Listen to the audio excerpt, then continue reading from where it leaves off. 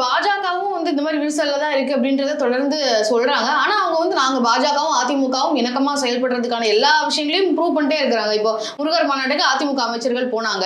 இப்போ பிரச்சாரத்துக்கும் நயனா நாகேந்திரனும் சேர்ந்து பிரச்சாரம் பண்றாரு. ஆனா அவங்க உறுதியா தானே இருக்காங்க. தலைவர்கள் மட்டத்துல அப்படி உறுதியா இருக்கிற மாதிரியான ஒரு ஒரு ஒரு விஷயத்தை காட்டுறாங்க.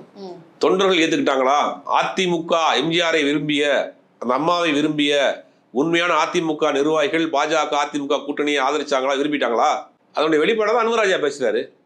தமிழ்நாட்டில் பாஜக அதிமுக வைத்து கால் ஒன்று நினைக்கும் ஆசைப்படுறாங்க, நிறைவேறவே முடியாதுங்கிறாரு. இந்த மாதிரி அப்பப்போ ஒரு இது விரிசல் வர்றது எல்லாத்தையும் வந்து அவங்க திருப்பியும் ஒன்று சேர்த்து தானே இருக்கிறாங்க. தலைவர்கள் மத்தியில் ஒன்று சேர்ந்துக்கிறாங்க, தொண்டர்கள் மத்தியில் ஒன்றும் ஜெல்லாகவே இல்லையே. எப்படி சேர்ப்பாங்க? எந்த அதிமுக தொண்டனுக்கு தெரியும் பாஜகவை போய் பாஜக கொடியை பிடிச்சிட்டு போய் ஓட்டு கேட்க முடியுமா? தமிழ்நாட்டில் என்ன சொல்லி ஓட்டு கேட்பீங்க? போய் தமிழ்நாட்டு மக்கள் கேட்க மாட்டானா?